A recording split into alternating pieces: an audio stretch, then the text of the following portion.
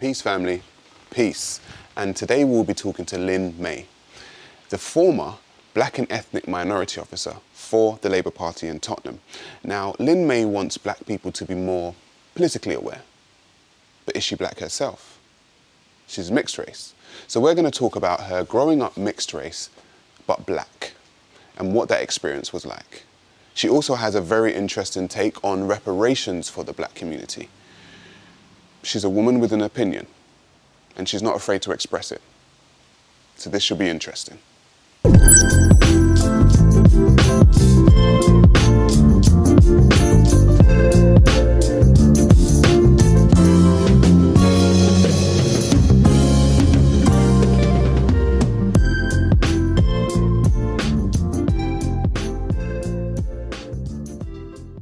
Lynn May, thank you for coming. Thank you for joining me. Do you know you're actually the first woman in that couch? Oh, really? Yeah. Okay. You're the first woman on Sarah Meet. So I have to set the pace. You got to set bars. All right. It's unusual because when we first met, it was the other way around. I was interviewing you. I came on your talk show, your radio show, yours and ZZ Mills's. Yeah. How long ago was that now? 2017, 2018. 3 years ago. Yeah. See how times have changed. And now I'm in the seat. See, I got my own set. Looking good, looking good. You keep controversial friends though in ZZ though. I keep controversial friends. Friends in ZZ. She's a controversial one. Really? That's what that like. Well, how do you define controversial? A lot of people seem to not. A lot of people seem to vibe with her, but a lot of people don't like her.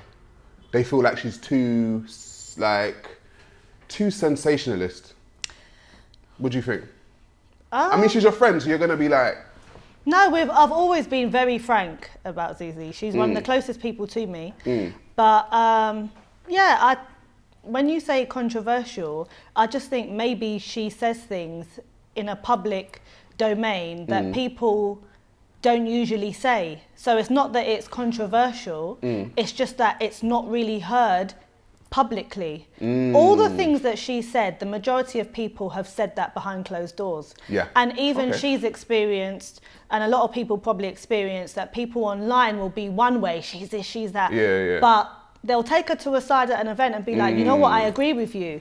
So I think there's this whole thing on social media at the moment where people say something's controversial or they don't like it, but deep down when they question themselves, they're like, do you know what, she's actually talking facts, or I agree, or even if I don't agree, people should respect other people's opinion.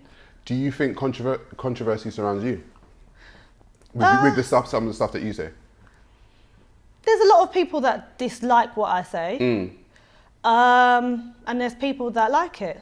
So in terms of controversy, some people may say, I'm a contrarian, but again, I just think I say things that a lot of people haven't thought about, and because it's not the norm, my face doesn't fit it, or I don't fit what I'm saying, it's, oh, she's chatting rubbish, or what does she know, or... What do you mean your face doesn't fit it?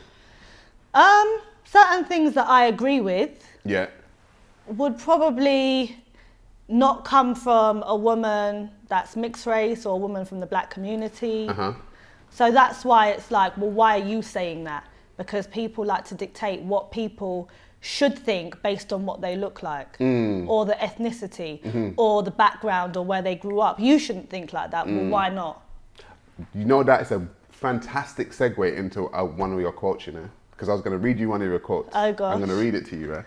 You said, black people will pick and choose when to include mixed race people in community, release good music, and we're in the Black Panthers, then we're black, have a different political opinion, then it's that person ain't black. You think that's not racism to change our classification whenever you feel like it? Yeah. So are you saying that, because you can clarify, innit? So are you saying that, do you see yourself as black or mixed race?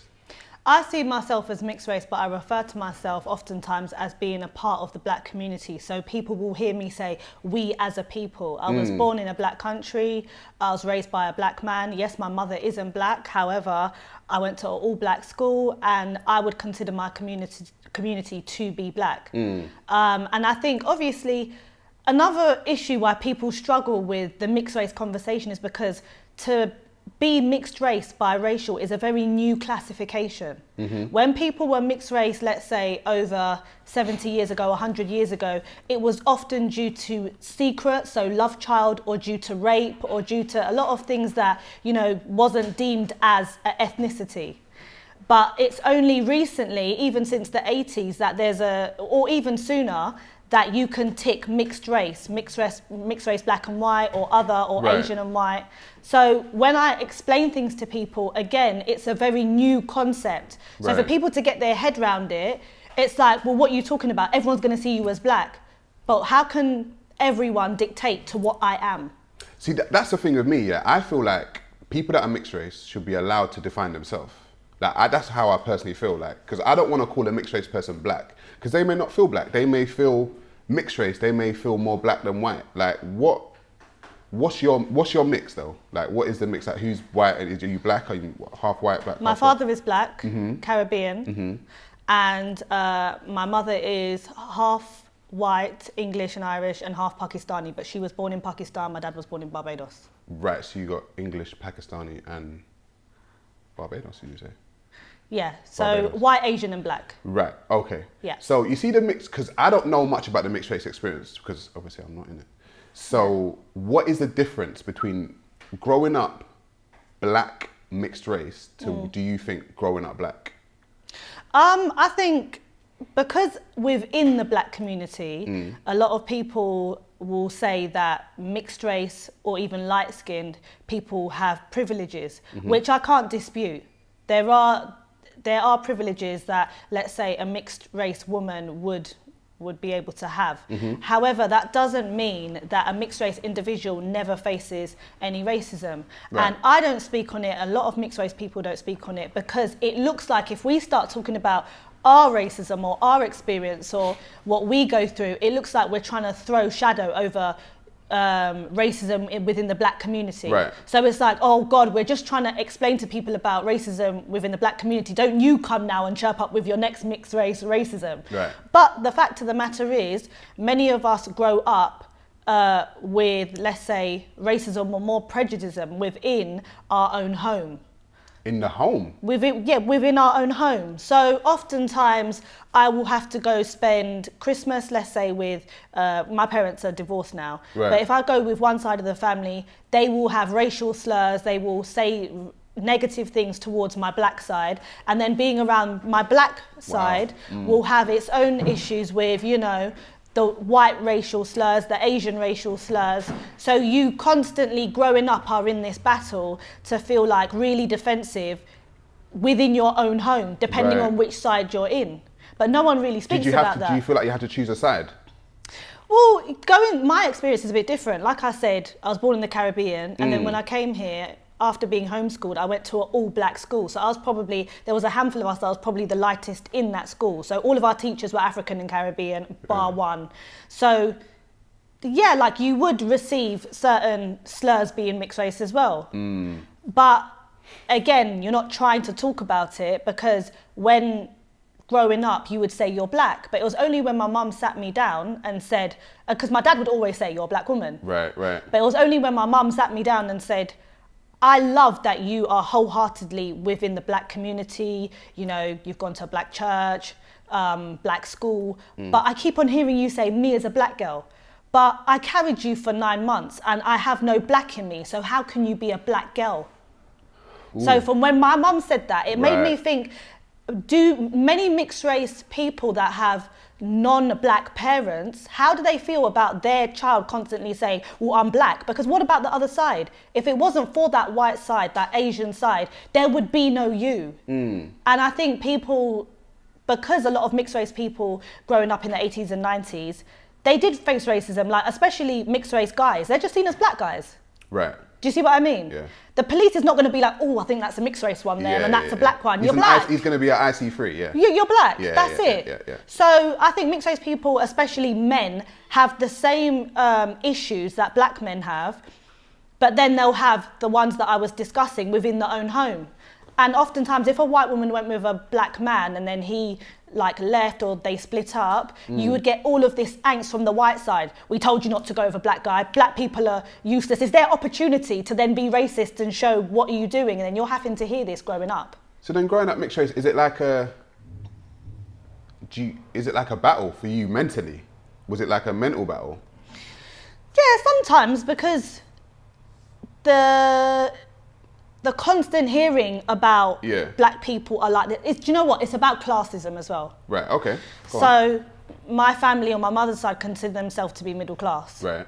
So my mum deciding to marry, this huge muscular black guy, 4 gold teeth, like tinted out Mercedes thumping 2-pack, was like, what are you doing? Not only have you gone was a for a stereotypical black guy, according to that. According to visually. Yeah, visually. Yeah. Sit down with my dad. No, do you see what I mean? But visually, he was the stereotypical, and on my mother's side, it's like, not only have you gone for a black man, you've gone for ones with huge chain, gold teeth, like, what the hell? And then as I grew up, it was always like, oh wow, you graduated. Oh wow, you work for yourself. Oh wow, they would say that about you. Yeah. Oh, we thought you would have had like 4 baby fathers by now, like, pushing a pram. These jokes, but they were in jest. And what side was that from?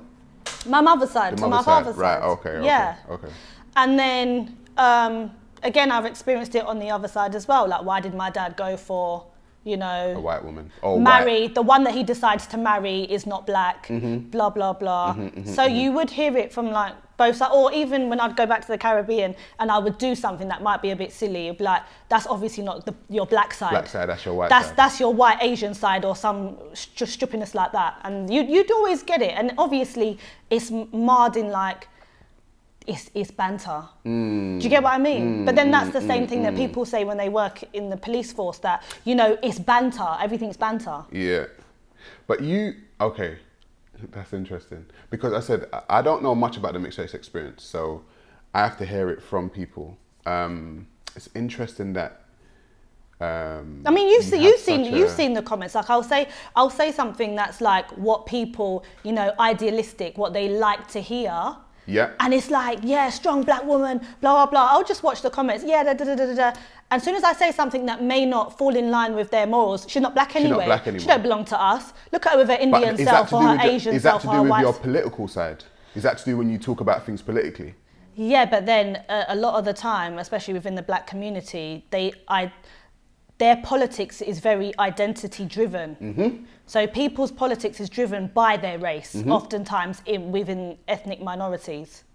It's very hard to be able to separate that. Because you seem very politically aware.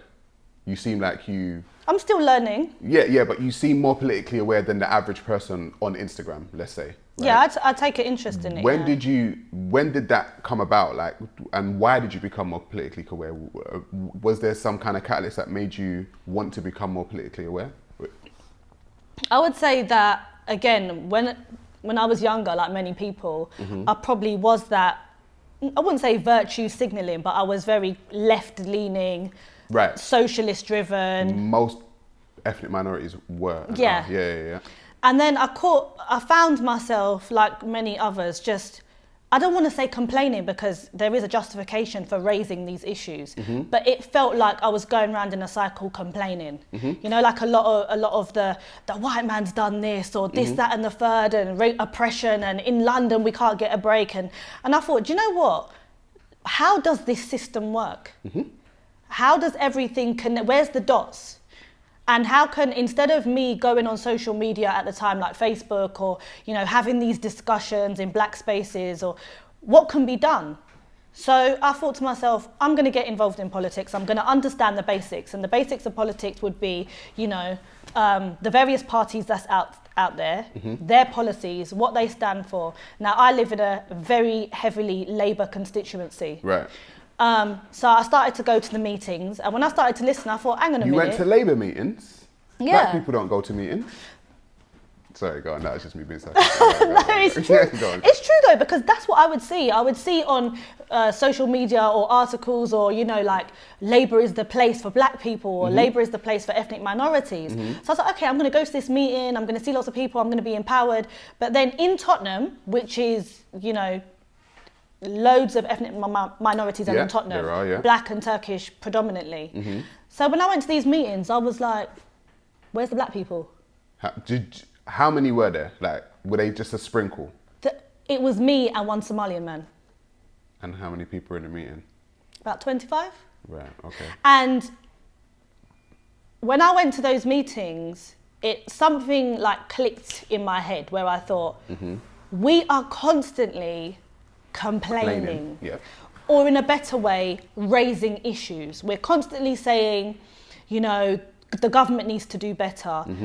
Political parties need to do better. But I'm in the middle of Tottenham and there's no black people here apart from me and one Somalian guy. Why do you think that is? Because, and then as I sat in those meetings, I realised that a lot of white people are willing to do so much more. Now, I know there's reasons for that. I know that maybe they haven't had to deal with a lot of other issues in their life. So they've got the time, they've got the mental capacity, and they grew up understanding the rudiments of politics and how it helps the local politics as well. Yeah?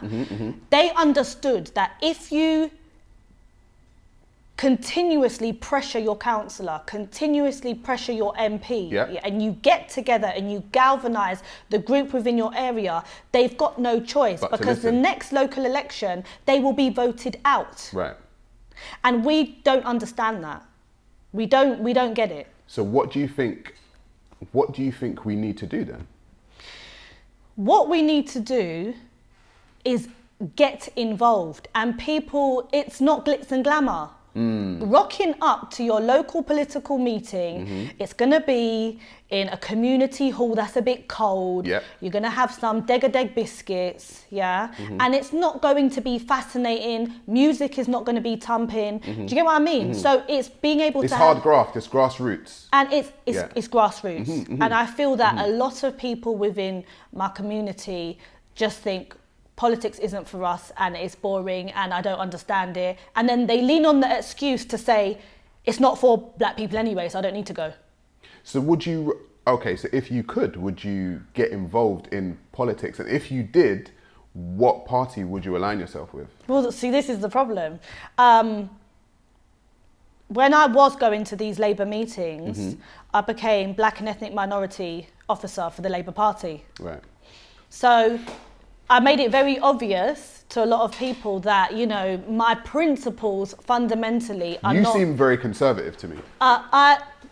Okay, so conservative leaning thinking, but it doesn't necessarily mean I subscribe to everything that the conservative current party are doing.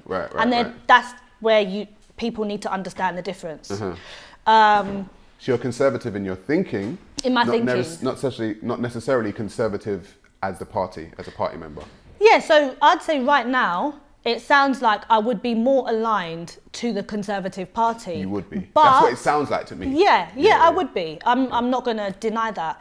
But if Labour comes up with a manifesto that I like, no one can own me. The Conservative Party can't own me. The Labour Party can't own me. The Brexit Party, the Lib Dems, you can't own me. And I feel this is another issue within our community that because historically, you know, the Labour Party brought out the Race Relations Act. They did a lot for us back then. We're not back then. So why are we still addicted? Do you feel like a lot of us lived back then? Yeah, because we have this sort of nostalgic loyalty. We have this nostalgic loyalty, and then we also hold on to the fact that conservatives historically were not for ethnic minorities. But there's a lot of ethnic minorities right now that make money. They want to make money. They're entrepreneurs, they're CEOs, you know, they're business owners. They want to own multiple properties. For me, Labour no longer benefits us. We're not here, you know, cap in hand, we need social housing desperately. We're never going to be able to own our own property. Like, we're not at the mercy of Labour's historical principles, if that makes sense. You see, when you say back then, I'm going to quote you again, yeah? Because I want to talk about a back then quote, because you spoke about Akala.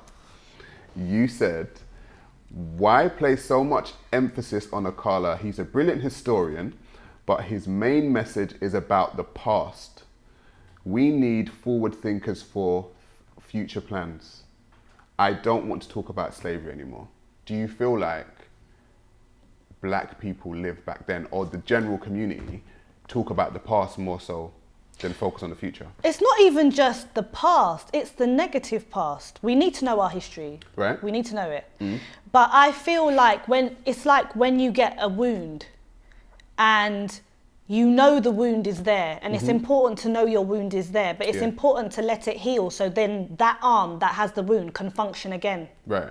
And I think what we've got used to is seeing the wound, babying the wound, picking the wound, and never allowing it to heal. So we can't function. We can't use that arm anymore because it's constantly an open sore. I agree, you know. I actually think, I said before, black people need to know their history but not linger on it. And if you're not, I never start my history from slavery. That's just me, because I've studied African history.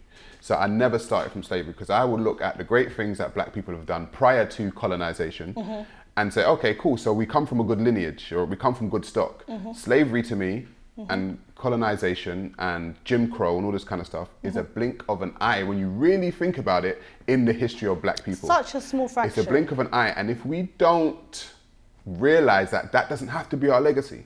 Like, we seem to think that that is our legacy, where we can do much more. And it's true. I believe that we do pick at that wound. And the thing is, when you say that though, now you're a coon, yeah? Now you're an Uncle Tom. You're trying to let people forget the past. I don't want people to forget the past. I really don't. But I don't want people to linger on the past. That's for me. Do you know what it is for me? My thing is, there's new things that people are finding out, you know? Like even me, for example, the whole Leopold and Congo and all that, I only found that out a few years ago. Oh, wow. Okay. Yeah. Right. Like the depths of it. Oh, it's deep. Yeah, the depths of deep. it. Yeah. And I'm not gonna, start to read an article like that and be like, oh, I don't need to know my past. It's good to know new things about that era. But at the same time, I ask people, what does it do? Because if it awakens an emotion in you that is filled with hate, bitter, how does that help you? Because logical, strategic planning can't come from an individual that's filled with emotion. I agree. So if we are going around in this circle constantly like we were slaves, this is what they did to us, blah, blah, blah, blah, blah, when are we actually going to say, okay, let's pause what happened, how can we make our future great? What did you say about slavery the other day? Because it went a bit controversial with talking about black people being involved in slavery the other day. Well, they were. Right. So I remember I put a comment on your page because you said that there were black people involved in slavery. However, right, my thing is, there were thousands of black people involved in both the Arab slave trade and the European slave trade. But there were also 100,000, that's what I put on your page, there was also 100,000 Jewish people that were in the army of Hitler's army. Now, we can't blame those 100,000 soldiers for the Holocaust, just like we can't blame black people for our slavery. And what it seemed like to me is that you were slyly trying to blame black people for their own slavery. No. I wasn't blaming black people for slavery.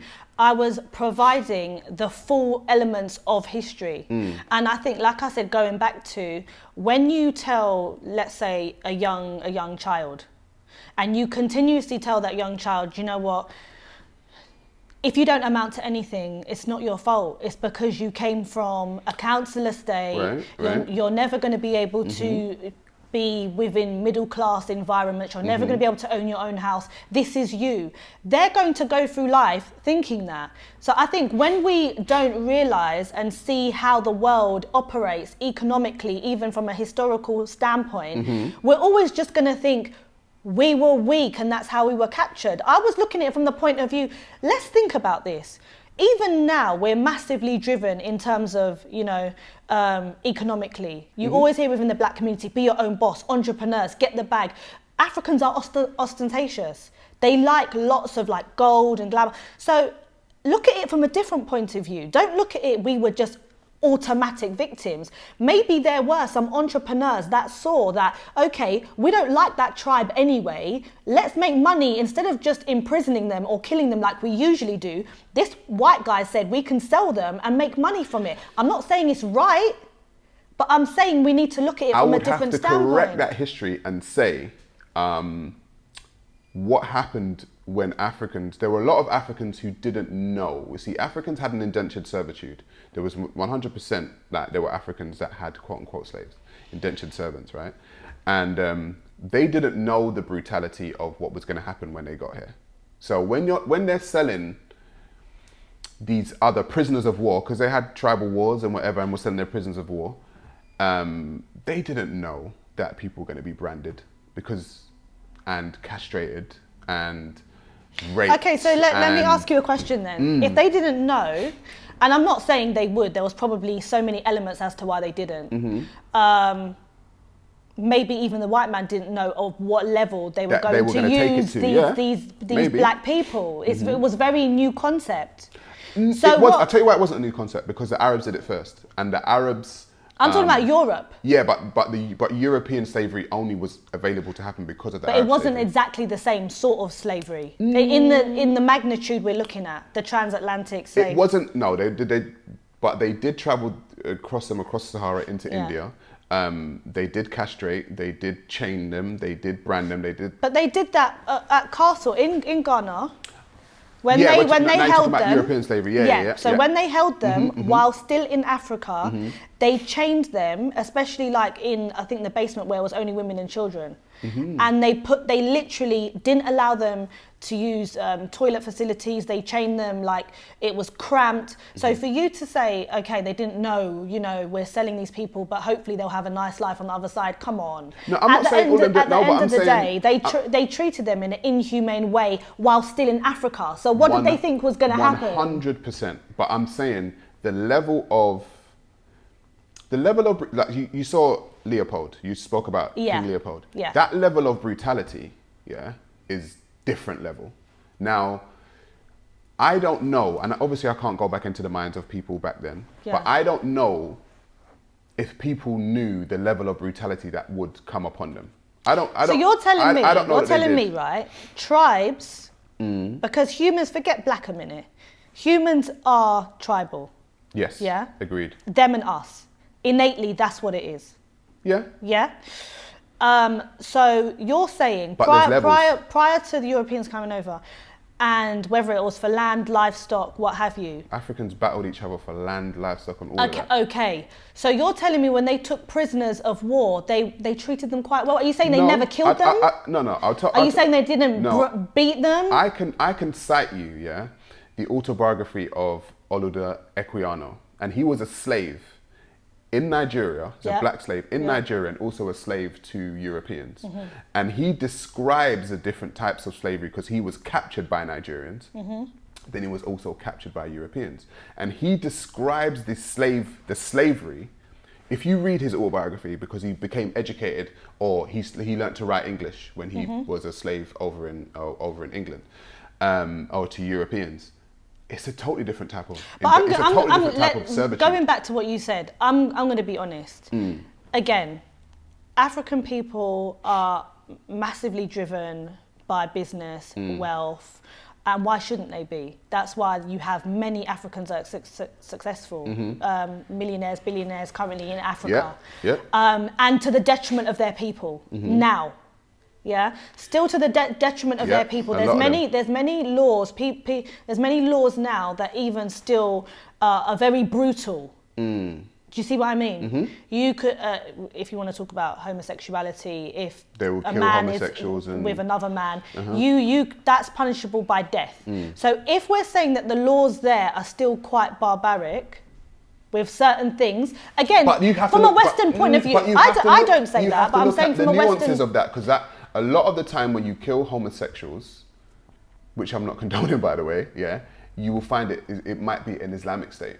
Okay, so the point is that I refuse to believe that what we like to spin, it was just a forced situation. I think there were groups of people that could see money. They may not have known that they would be castrated or raped or whatever the case may be. The point is, you still sold people into a foreign land 100%. And you benefited from it. 100%. However, no, you can't show me an African nation today that was built off of slavery, as in economically. Whereas we can show Europe and America built off of slavery. So it wasn't a beneficial trade. really, when you think about it. When Well, Africans then they should have bartered better. I don't think I don't think you know how that was a slave raid. That land was raided. So there was no. It was like this. If you look at it like this, we start taking. I'm not saying it's equal. I'm not saying it's equal hang on, blame. but we start taking at like all. your prisoners of war, okay, and then we realize actually there's money in this. The Europeans and Arabs realize actually there's money in this, and then we keep going back, and it's like, well, we ain't got no more because the war that we had was done. And it's like, well, you'll do because you're black. So it became a slave raid now. Yeah, I'm not for one moment stating that it's an even blame. Of course, Europeans, what they did was horrendous. Because Africans didn't organise and... Yeah. But at the same time, I'm organise the slave saying that we have started to use over and over and over again due to slavery. That's why we're in this state. When we can now move forward. 100%. Not forget, move forward. 100%. I mean, I've said to black people, listen, we're in a... Look at this platform. It'll be very interesting to see. I would love there to be some sort of study where there's 500 or so young black people from childhood, and then another 500, and one of the groups of people are never told about slavery. They're told about the great things that Africans have done, the inventions that black people have done, and to see how they move and navigate through life versus the group that are told constantly, you were a slave, you were in shackles, you were raped, you were... Saying that though, my son, I did the same thing with my son. My son knows nothing about slavery. I named my son after a Nubian king. And I taught him about this Nubian king, and I taught him about exactly what he'd done and exactly how great he was. So my son knows his lineage, and if you ask him, he will tell you that my name's from a king. I'm a king. He will tell you that. So I don't tell my son.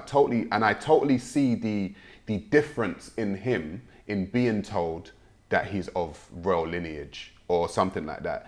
I don't teach my. I don't think an African child, a black child's introduction to history should never be with slavery. No, I agree. Never, ever, ever. Agree. Because it puts you on the back foot automatically to know, number one, I was a slave. Number two, I'm oppressed now. And number three, it was white people that made me a slave historically, and I'm still oppressed today. When I don't believe, yes, it's a lot harder for black people to navigate in the West in terms of, job opportunities, so on and so forth, and levels of institutional racism. But I wouldn't go as far as to say black people are oppressed. No, but the social economic ladder, I was talking about the social economic ladder with black people, and we find ourselves at the bottom of every single social economic ladder in the West.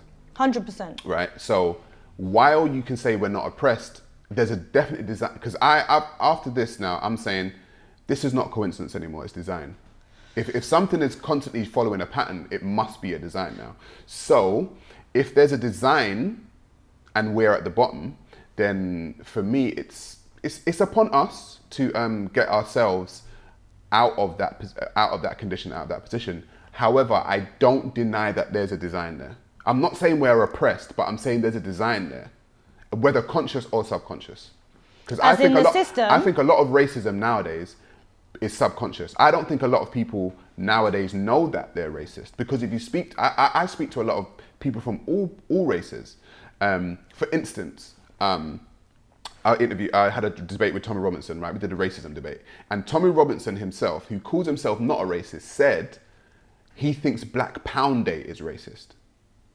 That's what he said. So I'm trying to understand the psychology now. I'm saying, why would you think that black people being at the bottom of the socioeconomic ladder, trying to get themselves off the bottom of the socioeconomic ladder by coming up with plans and strategies to do that would be racist?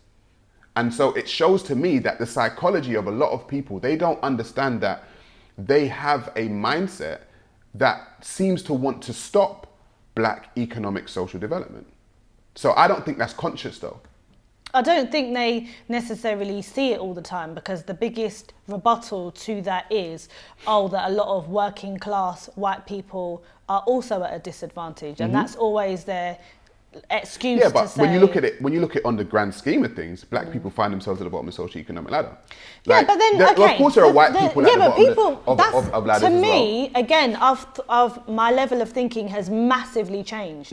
And I'm not refuting that. I'm not disagreeing with you to say that they're at the bottom. But it's obvious why black people would be at the bottom of the economic structure. Why would they not be? Why would it be obvious? What do you mean? In the West, this is not black people's country. So if this is not a black person's country and you're already by default on the back foot, white people, let's say the middle class white people, they already have an advantage to understand over generations and generations how things operate here. They have the advantage to be told certain things, or have their parents pass certain things on to them, whether that be assets and so on and so forth.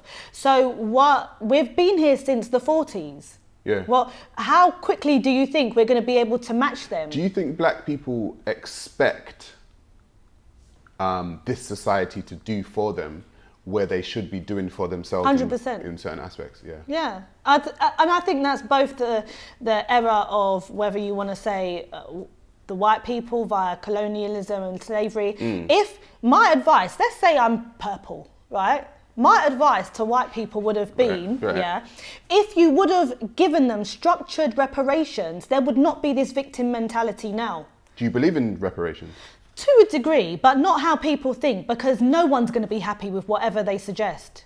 We're going back, like we say, in terms of from a corporate or structured way, how slavery, the transatlantic slave trade was. It was over a long period of time, and there was thousands of people, if not more. So how would you even begin or fathom to understand where the reparations would stop? I'm mixed race. Do I get half? How would you, do people even in Africa get them when they were colonized, or is it only people that moved to the Caribbean? So what type of reparations are you talking about then? Structured reparations? If I had to, what do you mean? This is very simplistic, shallow idea off the cusp of my head. Right. But if I had to suggest reparations, it would be via a tax break. It would be some sort of tax break where for a period of 20 years, you would benefit from not having to pay various taxes. How do you think that will go down with society over here? The problem is, it would have to be explained. It would have to be explained thoroughly to the point of, we understand why you'd be angry. However, us as Britain have never wholeheartedly apologised for what we've done. Unlike, the Holocaust or Germany giving millions to them and, the area of Israel, which is another conversation. But no one's had that in terms of the diaspora. Right. So it would have to be a whole rollout of this is why we have to do this. Right. But then there needs to also from the black community... I can already see it. That's reverse racism. But from the black community as well, there would have to be a cut-off point that you've got your reparations now. Stop going on and on and on and on and on. And that's what I mean. Okay. If white people would have wholeheartedly come out and said, as a unit, not just when Tony Blair felt like saying sorry, when this person, as a unit, we did this, we apologise, and this is the reparations, whether you think it's good enough, because it's never going to be good enough, is it? Let's be honest.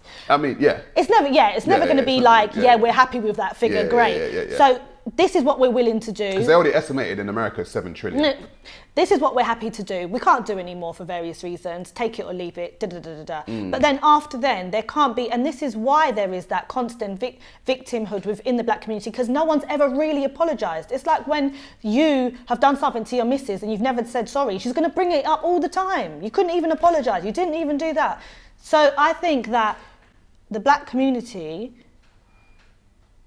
need to now say have the attitude, they're not giving us reparations, nothing's going to change, let's make the best we can in the West. If we're not happy, then fuck off back to Africa or the Caribbean. That's to me logic. This constant, we hate England, is racist. Oh, but when I go to Jamaica, I don't even like it there. I don't like the insects, I don't like the way that my house is, I'm coming back to England.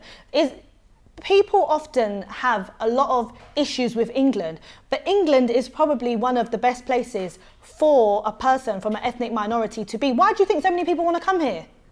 Listen, I won't disagree with you. I think... you can't live free in various African and Caribbean countries. It's a great place to to raise, children. It's a great place to work. The pound is strong. I won't disagree with you. Oh, let's talk about police brutality. I am not disputing in the West there's issues with police brutality and institutional racism. Right. There is. But if you go to the Caribbean and certain African countries, you will get beaten up by a policeman and lucky to see your solicitor within 2 days. But not because you're black. Yeah, but... But that's the nuance, because they're saying you're beating us up or you're killing us because we are black. But then how many times is it because you're black? How many times is it because... I'm not saying there is a large number, but... In America specifically? No, I'm saying here. I'm saying here. How many Okay. times? Because, again, I see it now. I see, like, a policeman will go up to a young black boy. It's because I'm black, automatically. He hasn't said anything yet. He hasn't actually said anything yet. So you don't think there's institutionally racist police? No, I said there is. I said there is. Okay. But we're going back to this I hate England rhetoric that a lot of people say. Right. You're saying you hate a lot of things about England or the West, yeah? Go and spend 3 months in your grandparents' country and tell me if you have a smooth running life with the same wage. Because if you go back to Africa now or the Caribbean, you have to have a higher level of income to be able to say you've got a comfortable life. Right. Because those places are a lot who you know as well. Yeah, okay. Do you see what I mean? I'm talking about a person who is born, let's say, on the average income of here. Let's say 27,000, they say. Is that the varied income? I think that's the average. You don't really have connections here. No? You don't have any old money. You don't know, the superintendent of the police force here to, itch your back, scratch, blah, blah, blah. You're still going to have a decent life. Go back to your grandparents' country. With 27 grand? The average to that there. Right, okay. So not taking I was 27 say, you've got English 27 pounds. grand over here. Okay, no, you'll be all right. I'm talking about what is considered the average in your home country. Right, okay. Without knowing any connections. And you tell me your experience. That's fair enough. And I think people will be shocked. All right, let's switch gears. Cancel culture.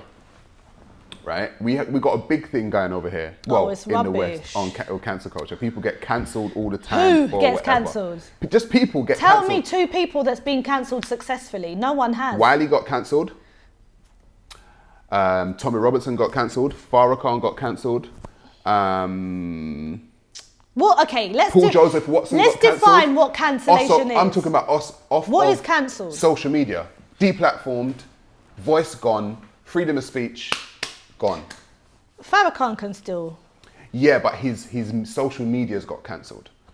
Okay, so I mean, he still holds talks or whatever. He's got a huge following. But I'm saying over here or over in, let's say in the Western world with the social media platforms, people are getting quote unquote cancelled. What's your view on people getting cancelled? To me, I think people should be able to say whatever they like. Right. Do you think freedom of speech is under attack? Yeah. Right. I think they should be able, but then the reason the frustration comes with people are treated differently. So if Tommy Robinson and Katie Hopkins can say what they like, then Wiley should be able to say what he likes. It comes out, Farrakhan should be able to say what he likes. You should be able to say what you like. Yeah. I should be able to say what I like. Yeah, but then it has to be like a uniformed approach with everyone. You should be able to, you literally can't say anything now. You can't even say, they're about to cancel J.K. Rowling, so it looks like. Exactly. If I say only a woman can have cervical cancer, that's a cancelable, I should be cancelled because I've said only a woman can have cervical cancer. Oh, it's transphobic. I think that's ridiculous. All right, so I said, I've spoken about freedom of speech for years, and I've watched it slowly but surely, the cancellation of freedom of speech take shape. I don't necessarily have to agree with everyone. The thing is, I don't want to agree with everyone. I'm not gonna lie, I think the world would be a very boring place if everyone agreed with everyone. So when people are getting cancelled, what I saw happen, just from about 3 years ago, and I said, as much as I would disagree with him, when Tom Robinson got cancelled off the social media, I didn't agree with it. I don't have to agree with someone, do you know what I mean, to actually, to want to hear them. Because I think to myself, I don't want to live in an echo chamber of my thoughts. And I think it's a very left-wing way of looking at things. I think the left wing politics are taking over social justice warriors, Antifa type institutions are taking over people's speech, and I'm not happy about it. And the thing But then it's do you know what? It's a contradiction, especially from the left, because the left. One thing I have to, if you want to say praise the left for, is freedom to be who you want to be. Right. So they have been the driving force between, you know, transgender, the LGBTQ community, and that whole narrative is be who you want to be. Right. Now, how can they stifle freedom of speech? Because if I want to say something, as crazy as it might sound to you, you're not allowing me to be who I want to be. That's right. So they only allow it for certain things that they... It's fascism. It's like, for me, it's like fascism dressed up. Because if we talk about Antifa, they call themselves an anti-fascist organisation. Yeah. However, they don't like to hear no one else's view except for their own, and they want to march and like just become anarchists. And I just feel like if people aren't allowed to say what they say, tension builds. Yeah. Right. And we're seeing that now. Yeah, we're seeing it build. Tension will build, and you know, resentment will build, and it will come out in a way that people ain't really ready for. But I just also think, I don't know, with social media, people are getting really childish in terms of highly emotionally strung. Yes. So let's say, for example, if I say, do you know what, I quite like the Conservative manifesto. Yeah. How can you, blah, blah, blah, Boris did this. He said, okay, what happened to being objective? What happened to, okay, let me hear why she says that. Okay, well, that makes sense. No, it doesn't make sense. And there's nothing wrong with reading what I've said, listening to what I've said and say, I actually don't agree with anything Lynn says, and that's fine. Yeah. What do you feel, so this is what I've spoken about, manhood in these days and times. Do you feel like men are getting more emotional? Yes, they are. I think they are getting them. And it's a good and a bad thing. It's a good and a bad thing. I think there was a time when men shouldn't be emotional at all, and I think that's counterproductive. Yeah, because what happens is they internalize their emotions, and that's when mental health and we know that suicide amongst men is like one of the highest killers, right? So I think it's important that men can express themselves, you know, have the occasional cry. I don't want to see it, but have the occasional cry. What do you mean you I don't want to see a broad-back man cry. I don't want to see it. If someone's died, fine, but I'm not saying that he shouldn't. Do you think that's helping towards? Do you think that's helping? Oh, I don't want to see you cry. What do you mean? If you got a man and he's emotional about something, you can't cry in front of you? It depends, but I don't want to now, to the extremity, I don't want to now see loads of guys for everything cry about everything. No, of course not. It's not what I want to see. Of course not. But yeah, going back to it, I think men should have a cry and should be able to express themselves. But on the other side, I think that social media is making men become slightly effeminate. Effeminate, I agree. There's nothing wrong with taking the occasional selfie, but I'm seeing guys with hundreds of selfies, you know, like obsessing over their beard on camera. Or, you know, the group chats thing is beyond me. That a group of guys, and guys need to know that there's moles in your group chats. They come and tell us women things. They show the group chats. So I don't know what you're talking about right now, so now you're educating me. What do you mean group chat on WhatsApp. Right, okay. So there's now on WhatsApp, loads of people have group chats where, let's say, 10 guys in a group looking at memes, looking at women, having a bitch, having a gossip. And men are becoming, even with men doing podcasts, it's becoming very, you know, driven by gossip, and that awakens some sort of emotion in men. And I just don't think men should be doing all of that. But then do you think women are becoming more masculine nowadays? Yeah, because it's going round in a circle. Right. We're reacting to each other. Right. Because I feel like a lot of women, especially let's say within the black community, I feel like a lot of black women have for a long time been head of households. When you look at the single mother rate in the black community in the Western world, right? So it's in the 70 percentile, right? So the women have had to have taken that man role. And I feel like now what has happened is there's a lot of black men now, myself included, who feel like, all right, chill now, innit? I got this, right? But I feel like for too long, women have been so used to being that male of the household that they're not willing to relinquish that power? I think it depends. It depends on the dynamics. What you said is quite broad. Yeah. I find that a lot of men that I speak to.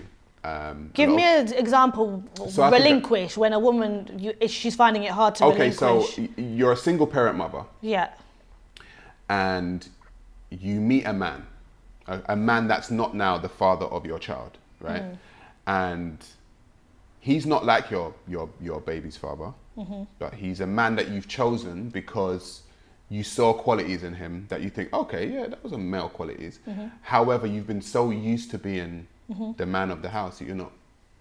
It becomes a battle. You don't want to submit. Yeah, you don't want to not submit. Submit is a term that you just use because I'm not using that term because that word comes with so many different connotations. Okay. But relinquish is the same as submit, but okay. No, but relinquish power. Yeah, submit. What's the difference between relinquish power and submission? That's what you're saying. You're saying. No, I'm asking you. What's the difference? No, relinquishing power is me saying, I had the reins. Alright, cool. I'll let you like take half of the reins or something like that. But it's not. Submission means like a. It seems a little bit slave masterish to submit. That's in your head. It could be. I think again, I don't like to speak on again the black woman's experience wholeheartedly, and I don't like to speak on the mother's experience. I don't have a child, but I will say from what I've seen from a secondary point of view, is that, and with many women that have gone through things and someone else comes in their life. Men need to understand that if a woman has gone through various things, especially where children are involved, you are going to buck heads at first because it's a protective mechanism. Correct. Yeah, a woman would be an idiot to just have a man come along and then listen to a few things he's got to say and then just relinquish power. I have to protect my children, so I need to see how you are going to be before I start to relinquish that power. Let's look at WAP. Yeah, if we look at that, yeah. Oh, this is nothing. I don't want to talk about it. We're going to look at WAP, yeah. And the women, the WAP women, yeah, that were like pushing that whole WAP thing, yeah. When men had something to say about it, men were like, what do you mean? Like, you can't go on like that, really? And they're like, no, well, this is empowerment. Right, this is empowerment. That's completely different to what you were saying a minute ago. A woman who has found herself in a circumstance where the man is no longer around, she has got to go out and work hard to be independent and fend for her children, is nothing to do with this WAP thing. The two do not coincide whatsoever. Okay, so the reason why I say that is because I feel like feminism, or modern day feminism, you can tie a line between single parent motherhood, feminism, and single independent black women, right? And the reason why I feel like that is because in and around the 70s in America, 60s, 70s is where you find the breakdown of the black family unit.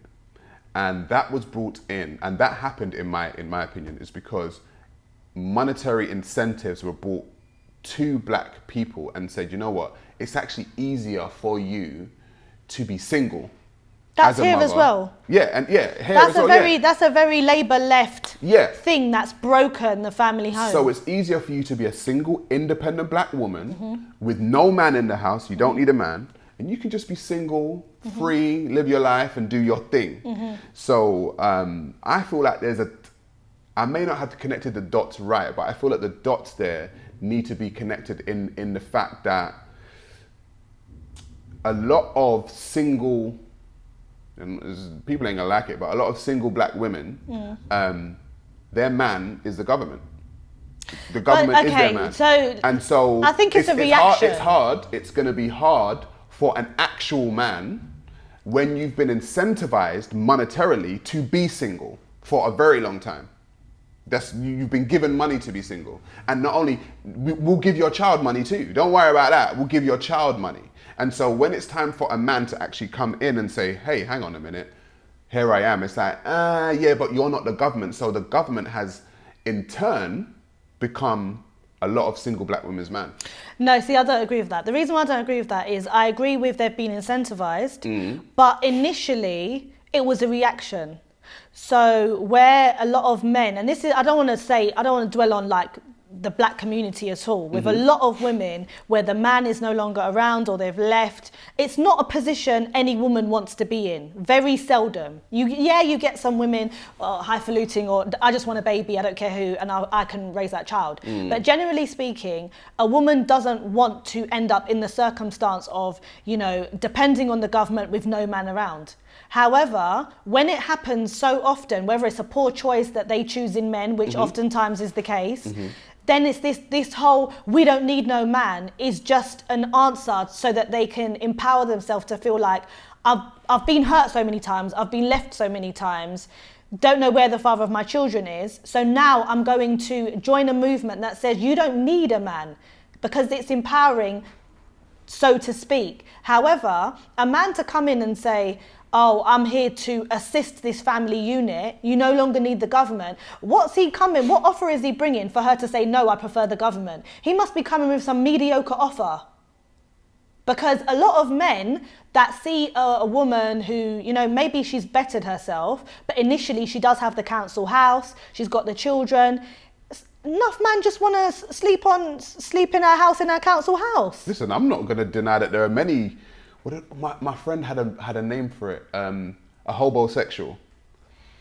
Men that are hobosexuals that would just go around as hobos and just sleep on women's couches or sleep in women's houses. Plenty of There's hobosexual loads of men that see, she's got a place, council place, she gets housing benefit, I'm just going to provide the dick and move in. But do you think, though, that this incentivizing single parent motherhood is a good thing or a bad thing? In terms of the government? Yeah, like the government incentivizing you to be single. I've worked in this field. This is my field. Okay, go on. So I can actually say that it is detrimental to the nuclear family how the welfare system is built. Fantastic. I have women that tell me all the time, my man is kind of there, but I don't want him on the tenancy agreement because I won't be able to get the amount of universal credit, the amount of, working tax credit or, housing benefit if there is another person, adult age, in my household. And what that then does, when the woman makes a conscious decision to not put the father on the tenancy agreement, it automatically emasculates the man. Because he doesn't really belong anywhere. He's got no ownership over anything. And then it gives her too much power because she can kick him out whenever she likes. So the breakdown of the family unit is hugely connected to the welfare system. Right. And the issue is, when a man is emasculated, he has no accountability. So there's often times where I will speak to a family and they may be about to lose their home. And I'm like, where's the father of your children? I haven't heard from him. I might have the number. And I'll be like, I'm in court today. Your children and your partner or the mother of your children is about to lose the house. I know you work. Are you coming to pay the $4,000 in rent arrears? And they're like, oh, can't you get housing benefit to pay that? Why would you suggest for the government to dig out your family out of a hole? Because he knows that the government is her man. There you go. He's not her man anymore. And then when a woman sees that conversation between me and her partner, where he's saying, get the government to get them out of that mess, how will she ever respect that man? Do you think I can ever respect a man that is not running to the court to say, listen, here's $4,000 for the rent arrears? He just told me to go and ask the government. Because that's what he's been used to. Oh, that's what but it's a catch-22, Because she knows that she can turn to the government to get that money. He knows she can turn to the government to get that money. And then when the shit hits the fan, now she's looking to him and he's like, talk to the government. But then, I understand his point of view, because prior to that, maybe for 2 to 5 years, she's been kicking him out whenever she feels like. So he doesn't feel that that's his tenancy. So why the hell should he pay for the rent arrears? So you are in total agreement that the welfare state breaks down the nuclear family? 100%. At the level of working class, and that's not Right. race specific. That's not race specific. Right, okay. Because people that have never relied, or for a very short period of their time, quick, housing benefit between jobs, people that have not generationally relied on welfare will not encounter that issue. They may encounter the breakdown of the nuclear family for other issues, reasons, yeah. but that's a very working class issue. All right. One more quote from you now. Hang on, just Go to on. add on to that. Add on to it, go on. Working class, because that's how they deliver themselves. But oftentimes families have a husband who is middle class, Yeah. Good job, all the rest of it, but she still chooses, and this is middle class from other countries. They'll come in, realise the welfare system, you go to the government and say that you're a single mother with children. Right. Do you see what I mean? That's the difference. Okay. Well, lastly, we're going to go into a topic that I was made famous for. But you're going to quote something though. You said, "Let me get this straight. People are criticizing J Hus for practicing black magic, saying that it's evil and not of God. The same God who was introduced to us by our colonizers, slave owners, who told us that we would go to hell if we don't leave our Asian and African beliefs." Agreed. Lin May, agreed. I feel like, right, when it comes to African spirituality, spiritual systems, they're generally seen as bad. I myself know many practitioners of African spiritual systems, not voodoo, do you know what I mean? Not like sticking pins in dollars and stuff, but African spiritual systems. Are you a religious person? I was raised in a heavily religious home, Seventh-day Adventist. So was I.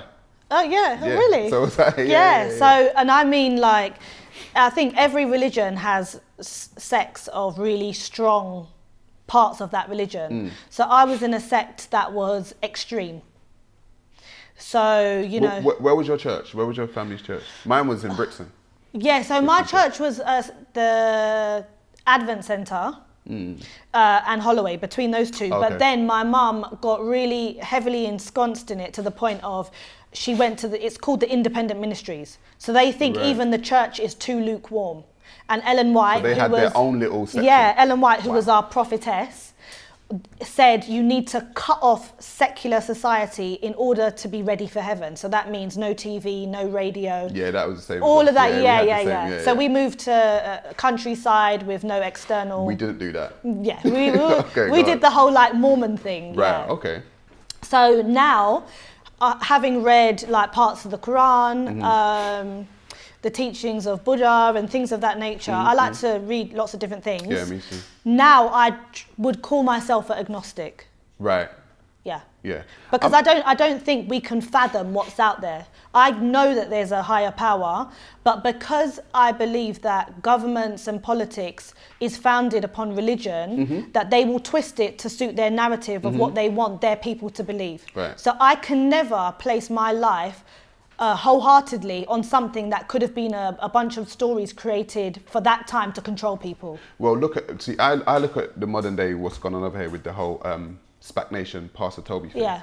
And in my opinion, he finessed a load of people out of a load of money under the guise of God, under the guise of being some kind of, I don't know, ordained person from God. For me, religion produces these people because what it does for me is that it gives someone who is ordained a false sense of power, a false sense of ego and arrogance, and people feed into that. I've always said that religion, the relationship that you have with God should be personal. It should be you. If you need to read the book and talk to the essence or the God, whoever it is. I really do feel like, going back to your quote, if we go back to the historical accounts of how we were introduced to a lot of these religions, they weren't introduced to us with sunshine and rainbows. Do you know what I mean? They were introduced to us via colonization, via slavery. And I feel like one of the major reasons why I feel like black people don't progress is because they are waiting for something or some kind of outside source to do for them or save them from something that they could actually be doing for themselves. It's something that is I'm very passionate about. I'm not gonna lie, people have seen my debates, about it when it comes to religion. And I really do feel like I'm an agnostic too, but I'm agnostic. I'm a pantheist myself. People automatically assume that I'm an atheist and I don't believe in God, and it's not that. It's just that I feel like the stories of God, like you said, the stories, the books, are man-made stories for people to try and understand this thing called, this unfathomable thing, basically. I really do feel like we need to revisit those stories and look at them if we can, with a logical, objective mind. Do you know what I mean? And I really do believe that no one's come. If I look at the socio-economic condition of black people and I see the way we are, no one's coming to save us. I mean, we have to literally save ourselves. And I feel like you talk about going to the meetings, for the Labour meetings. That's something that you chose to do for yourself. You weren't waiting for no one. Do you know what I mean? To tell you to do it, you had to go and do it. And I feel like a lot of us wait around. I think we need to play the game. Everything is based on a game and a system. And people, I think one of the biggest things that's tricked us into remaining, whether it be subservient or the victim or whatever, is this whole anti-system woke culture. I actually think it's been damaging for us, because if we are constantly told, F the government, F the system, and we're stepping back from the system is just going to do this and we're not going to get involved. But in order to get involved and benefit from the system, you have to submerge yourself in it and find your way through it, whether that means, playing the system or, which is why I went to the Labour meetings. Everyone that has spoken to me knows I'm not left-leaning, a Labour sort of person, but I'm not stupid. I knew in order for me to try and make a change, for me to be the person in the room that hears what's going on, keep my ear to the ground, Tottenham is Labour. It's heavily Labour. So am I going to be ignorant and say, well, I believe in conservative ideals, I'm not going to go to a meeting? No, I want to know what's going on in my community. And Labour meetings was the vehicle that allowed me to know what's going on. So I put that to one side, sat in those meetings and found out information that no one has. When you speak like this, sorry, I was talking about your tweet, but you made me think about something. When you speak like this, do people have, because I've been called Uncle Tom, Coon, for some of the views, do they use those words for you? Yeah, all the time.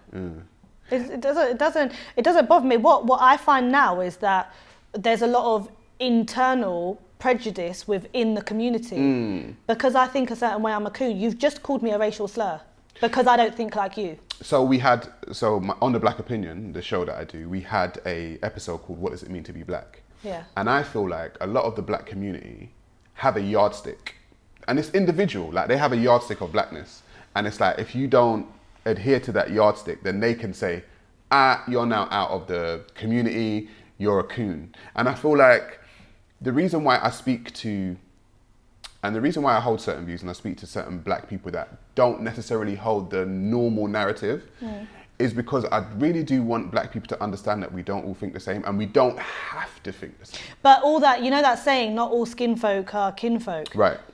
Duh. Yeah. Like, it's for people to even think that all skin folk would be kinfolk is actually keeping us back. I would hope that two black people would think differently. Yeah. That's how you get a variation of ideas. That's how you actually progress. However, but have a central line of wanting the best for black people.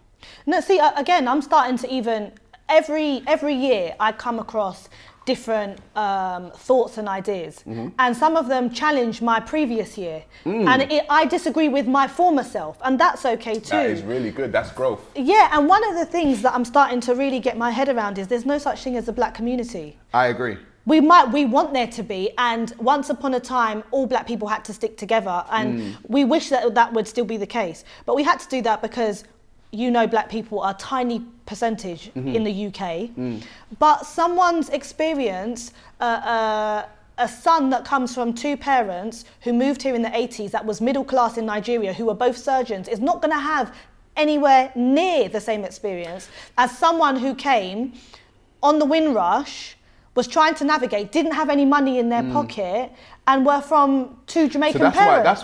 That's why I created my clan, right? So my clan are essentially people that I agree with mentally and have the same outlook with. Essentially, I'll build my clan. And then I'm about my clan first. And then I'm about black community. So I need my clan to do better first. So I've always said to people, build your clan. So build your like-mindedness. Like-minded people. Build your clan first. Because I can say X, Y, and Z, right? And the black community can throw me under the bus tomorrow. Just like they can throw you, oh, she's a coon, she's sold out. But your clan will never do that. Do you know what? It used to bother me, but it completely doesn't bother me now. It completely doesn't. And I actually feel quite sorry for people that automatically want to cancel someone on the basis of their skin complexion. Martin Luther King said he hopes that there is a day that people are judged by their character, not their skin. But yet we're so focused on, how can you say that? You're cancelled. You're not supposed to say that because you're brown, because you're black. That doesn't make sense. And people just need to get used to the idea that this is completely an example. You could say tomorrow, I don't even like the black community that much anymore.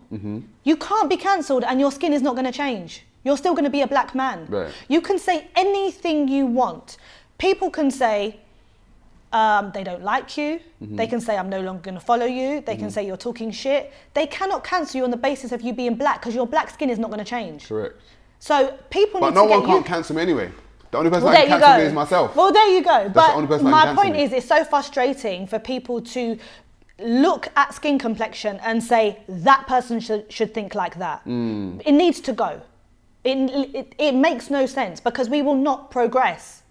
We will not have most of the greatest scholars, like, of their time, were not agreed with. Who killed Malcolm X? Was it a white man? Malcolm X was killed by a black man. There we go. There was a lot of black people that hated Malcolm X, and now we all praise him. But people don't know a lot of the controversy around him at the time. So my point is, for years there have been people that think differently within the black community, and it's fine. Let them think differently. Agreed. Lynn May, we're going to finish there. Thank you very much. Family, peace.